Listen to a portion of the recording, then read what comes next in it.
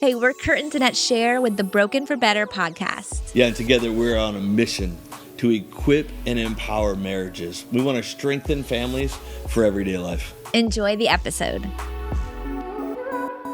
Hey, welcome back to Two Best Friends Having Conversation. Yes. Kurt and Danette, we're Broken for Better, and we love doing this because we get to talk about all things marriage. Mm-hmm. I love talking about all things marriage with you. Me too. So it's great. We are two marriage coaches and relationship coaches that love doing this to just give tools and help empower and equip your marriage and your relationship. And today, we are talking turn-ons and turn-offs for women. Ooh. Turn-ons and turn-offs for women.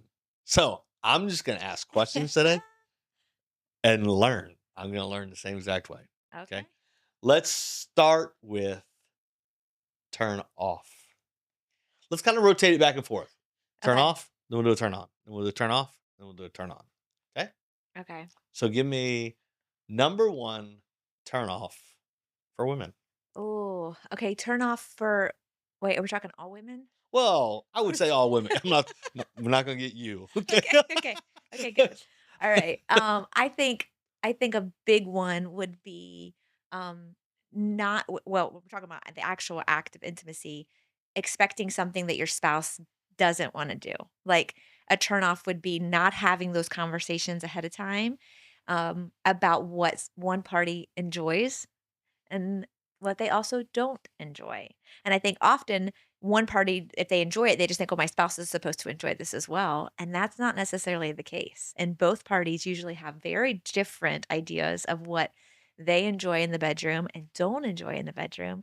And so I think having those conversations ahead of time is vital, but typically very uncommon, extremely uncommon. I'm actually just in awe that that's where you went first. Really? That's crazy to me. Why? Wait, why? I don't know, because we didn't do that for so long Oh, yeah. that to know, like, when you think of that number one turn off, that's what, I mean, not number one, right? Can you rate them? But like turn off for a woman. And it did, I think about all the times that it did ruin moments for us. Yeah, absolutely. Absolutely. Because one party wants to go a certain direction or even, and we kind of touched on this when we talked about patience in the last podcast, but even patience in the bedroom is huge. Like one party might be want it a certain way and all these things, and the other party just wants time together or patience. I want to get there, but we want to have patience, and so talking about that is huge because you just don't typically talk about those things. It's like, oh, it only happens at the heat of the moment. Wherever it goes, which, yeah, sometimes that's great. Spontaneity is great, but knowing what your partner enjoys and doesn't enjoy is a huge part of that. We did a talk to a group a couple weeks ago, and I remember asking them, how many of you growing up learned about or talked about sex with your parents? And you remember how I started laughing? Like the whole room started laughing because none of them had done it. Nobody raised their hands hardly Nobody at all. had done it. Yeah. And you carry that into a relationship. Mhm. Now you just think you know what your spouse likes.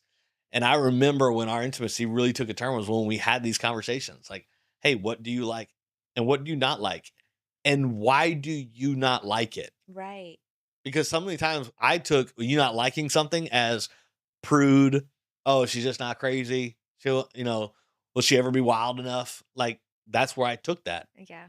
When I started learning out reasons, then I realized, wow, you have trauma in some areas. And wow, there's some things you lived that, oh, now I know why that triggered. Oh, so it really gave me an insight into your heart that was a big deal. Yeah. The opposite of that, the turn on is like, a man knowing what a woman wants in bed, but they can't know unless they have the conversation. And I think, we allow Hollywood to dictate what romance is supposed to look like. And think about like, I would never go, and this is like not a slight to anyone, but I would never go to the homeless guy on the street and ask him for business advice or how to become an entrepreneur or successful. But yet we go to one of the most unhealthy models, Hollywood, that has divorce rate of like crazy numbers, right? Mhm. 80% or something. So when you think about going, I saw that number somewhere and I don't even know if that's right, but I did see it. It's like 80, 85%. Sounded great in this Sounded moment. great. It was a great stat, but I don't know it's real. We probably wanna fact check that. Check the comments. We'll have the fact Yes, checker. tell us. What article do you find? But the percentage is off the chain. So if that's the model that we're modeling our romance off of, that's horrible. So Mm. how do we counter that? Like we have to have these conversations and you're no less of a man for having to say, "Hey, I want to know what you enjoy." If anything, that's sexy. That's a turn on. Like even the conversation can be, a little saucy, a little spicy. I love the way you get when you start talking about Ah, alright, excellent. So that's a turn off Yeah. and a turn on. Yeah, but it could be both Excellent. animals. Yeah. Give me it then we'll just go flip to the next turn off Uh, because you gave me a turn on, no, I gave you a turn off. knowing, What and then was you it? said the turn on to that is knowing what you like. Okay, okay. So So roll me right into give me another turn off. I when a man who doesn't wanna listen.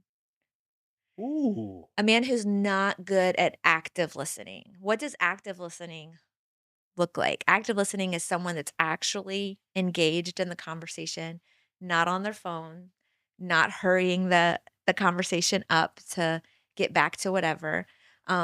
Active listening is a huge turn on, but not listening. Okay, I'm doing bad. I can do both. You Turn just on, like turn off. talking about the turn-ons. You're I like, "Let me just do. tell you what turns me on." Yeah.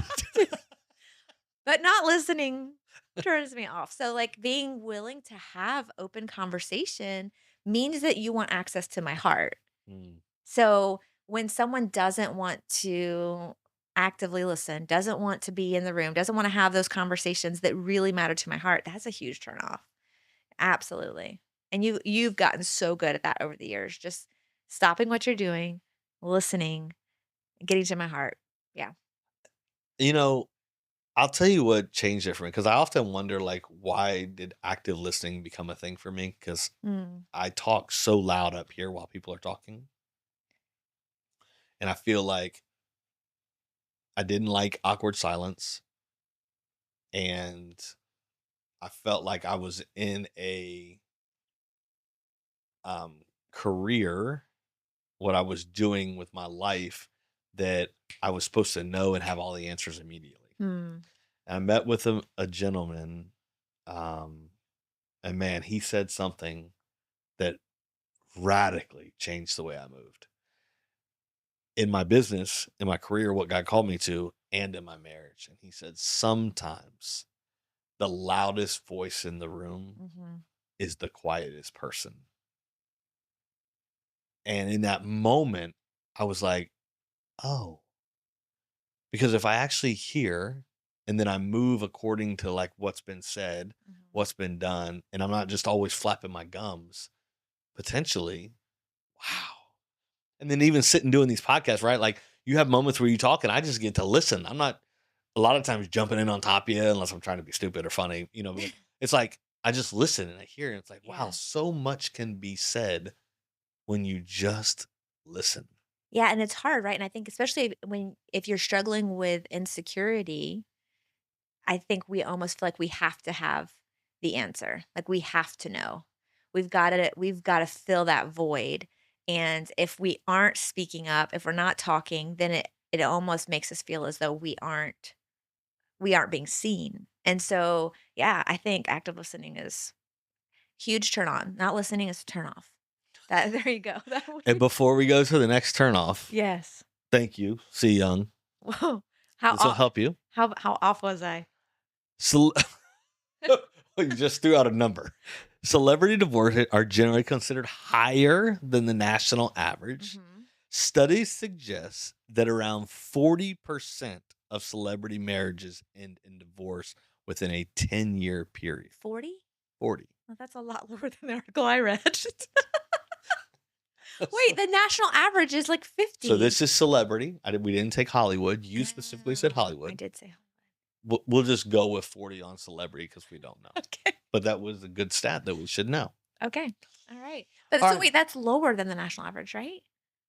I'm Well, confused. the national average is going down as well Oh, because a lot of people aren't getting because they're not married. getting married. Right, right, right. So Okay. everything is sliding backwards. Yes. Okay. All right.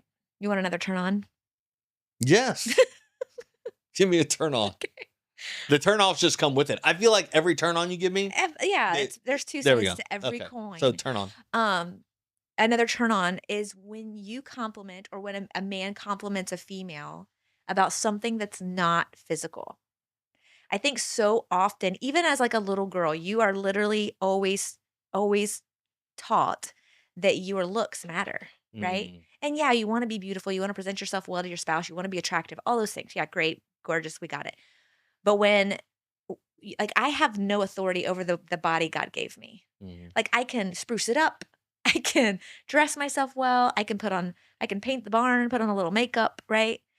But at the end of the day, the body I have is the body God gave me. And so when the only compliment you get is on your physical nature, it can be really hard, especially when your body's going through different seasons. Whether you're, expecting and you're pregnant and your body's shifting, whether you're going through weight gain because of stress or different seasons hormonally, all the things. And so then when you aren't feeling your best physically, then you feel as though you're not attractive. And so when your spouse compliments you on things that are things that your soul tends to, like yeah. my character, my, intelligence, my wisdom, and my voice, and my value. That is so attractive. Yeah. Um, Everyone wants to feel like they're pretty. Everyone wants to be, I mean, watch any TikTok, feed me and tell me I'm pretty. That's that's great too. Like, tell me all those things. But when you speak to who I am as a person, there's like something else. It's just like you see me, you Mm, know? It's very, very valuable. wow. I've been really moved by just your knowledge of this subject. Are you? Yeah. Yeah, are you? You're gonna shoot your shot with words of affirmation, I'll and we're feed you too. oh, thanks. I love to be fed. I love to be fed. Absolutely. Yeah. Words of affirmation is a love language, but everybody loves to be encouraged with words. And so speaking to that is important. I think even like when you're speaking to a little girl and telling them like and the only thing you say is like, "Oh my gosh, you're so pretty." Or, "Oh, okay, well, what else do you call out in them?" Like, Okay, but so that's excellent. But what about, like, is there a flip side of that too? That if I only call out the intellect, but never tell you that you're beautiful? Like, what if you were like smart, right? And I valued your smartness. yeah. So I told you every day you being smart made you attractive. I think everyone But wants then to you be want to be told. known you're pretty. Like, Absolutely, can't we you just wanna tell me be I'm told pretty we're one time? pretty, I get that, but what I'm saying is if that's all you're doing and it's always the compliments are only Yeah. based on physical attributes, that yes, it still matters, it still feels good, but what I'm saying is a turn on is when you speak to things that are of value to my heart. Yeah.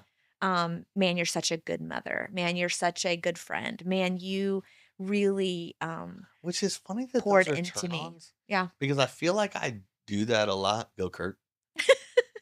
You're just like, But I also feel like those are the things you try to shut down fastest. "Hmm, really?" Hey, you're a great mom. Oh, I'm just doing what I need to do. Man, I want you to know, like, you're a really good friend. Oh, I don't know, like, anybody would do that. Like, I feel like you Mm, really downplay yourself in these areas. So it's funny that these are the biggest turn-ons for you mm, because maybe it's hard sometimes, and even though we love it that much, yeah. it's kinda awkward hearing it. I think that's just the ability to take a compliment, that's just insecure, and I think you do the same, right? When I compliment you as as a dad or as a friend, you do the same. "Oh, I mean, well," I think taking a compliment is a totally different conversation that maybe I'm not the best at, Yeah, I don't but think I'm great at it either, actually. yeah, it's interesting because and sometimes it can be almost a false humility, right? Like, I just, "Oh, no, no, no, no, I'm good, whatever, you don't need to tell me that." and inside we're begging for it. Like, inside we're like, "Man, I Ooh. wish someone would tell me that or someone would see that in me." And so it ends up being this false humility. Like, I don't wanna Yeah, make you're it really about that. longing for something that you totally shut down. Yeah, yeah, for sure. Yeah, Ooh. but no, I think that's a major turn on. Give me another one. I have a list here I wrote. Um, oh, this one's gonna be funny. This one's a good one. Okay. This goes back to the patience thing We again. better laugh. See, young, this is gonna be funny. But, being a good kisser Uh, is a turn on. really? Yeah, being a good kisser. We have a funny story. So our very first kiss Yeah, how did you even stay with me? You weren't turned on after our first kiss, were you? wasn't, but I love you. I love you. So we come I was like, I'm gonna be honest, like I was a prude. I was a good girl. I was like, I'm not gonna say prude. I was just a good girl. I was a good girl. And Kurt was a naughty I would boy. not say prude at all. That's a very, like, So my expectations were for this our first kiss was gonna be this soft, movie-esque, Back to Hollywood, right? Like, my first kiss was gonna be movie S too. different kind of movies. And he what we're not gonna go there. We don't watch those kind of movies anymore. So different ideals. And so I made him wait 3 months before he got a kiss. Yes. I was like, "Listen, because you were known You as the didn't bad make me. I boy, got to you wait. got to wait. You chose to wait. You were still around." But he was known as a bad boy. And I told you very early on when we were starting to date, I said, "I need to know that you want my heart." And because we have very different scenarios in our head. So when you took the first kiss, when we had our first kiss, we went in a Oh, different we were places. in yeah, we were in 2 different I worlds. went in for their nice, sweet, romantic kiss. He went in, and I was like, "Hold up, wait a minute, Hold up. hold up, Wait wait a a minute." minute. So yeah, but being a slow kisser, a gentle kisser, patient, again, that goes back to having those conversations about what you like and you don't like. Yeah. Um, and that doesn't mean like there can't be like passionate moments, right, of course, but knowing what your spouse likes when it comes to even those small, intimate moments that happen, in the kitchen or in whatever that yeah. That's funny. Is that funny? So the turn off would be a A bad bad kisser. kisser or an impatient, like, yeah. Got any percentages on how many Stop. people you think are bad kissers? 95%. I'm kidding. See, Young's gonna turn into our fact checker the whole time. He puts a little thing at the bottom. This is not the actual Yeah, stat. She we just just throw out stat show.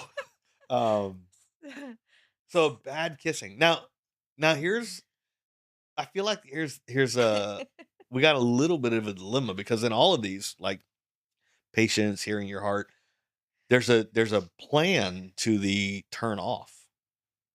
What do you mean? Like hearing you, knowing you more, asking the Oh, yeah. questions, valuing things outside of your looks. Like Mhm, there's okay, I can learn from that. mhm. If someone's a bad kisser, like what I don't know, like practice? How do you do that? Like what do you Shout out to Love on the Spectrum, where they learned how to kiss on Oh, cupcakes. I love that show, by the way. The best show out there on television. I love it with every fiber of my being. It's amazing. But so where that they episode, learn I think it's season how to 2. kiss? It Uh-huh. is definitely season 2. Season 2 on the cupcakes, that's hysterical. But, I mean, you can have fun with it. You could learn different ways.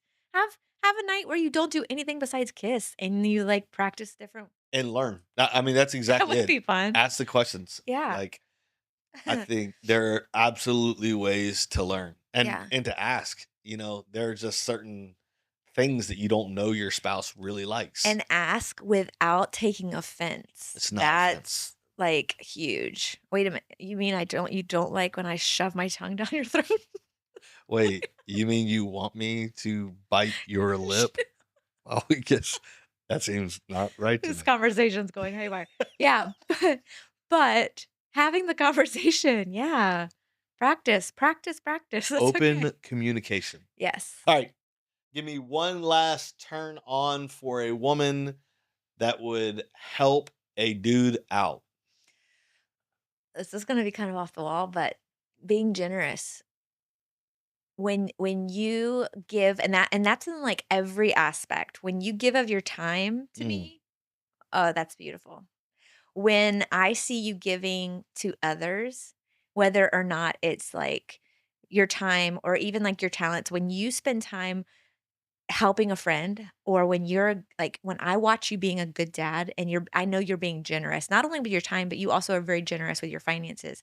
So, but when I see you giving of yourself to someone else, listen, You are right. I didn't realize that, but you always make comments about that. And absolutely. I'm always like, "What are you talking And when about?" I even especially for those that are closest to us that we love with our, our family, our kids, when I see you being generous with that or helping someone, Hmm. um, I just it's sacrificial, right? I'm attracted to your sacrifice. I'm attracted to you giving of yourself. Um, and that can go both ways. That can also be a turnoff when you're giving of yourself in an unhealthy way, right? When Hmm. you don't have good boundaries and you're saying yes to everything that takes away from us and takes away from our family, takes away from our marriage. That's a huge turn off. So that again, that goes both ways. But when you're generous in a healthy way and loving on others or being purposeful with your gifts and your talents and your treasure, like that's huge, huge. I'm like, that's my man. That's him. That's it. He's Uh, mine. Yeah. Listen, so we know that there are a ton of turn-ons and turn-offs. Every relationship's different. You may have heard these and go, "All those turn me off," or "All those turn me on." But the reality is you can also grow in a Mhm. relationship. You can learn new ways to turn on your spouse outside of just physical things. Find ways to emotionally arouse your spouse. Man, I know these conversations aren't comfortable or easy as you would like them, but I'm glad we have them. Yeah. I know you better. So, again, just very thankful for your wisdom and your knowledge today. It was very beautiful. Thank you. And your voice. I feel so Your attracted voice. to you right Hey, we'll see you next time. now. Thank you so much for watching. Yeah, we encourage you check us out on all of our socials at Broken for Better for more ways you can be plugged in. Yes, and if we can help you or your family with anything like coaching or other resources, please connect with us at brokenforbetter.com.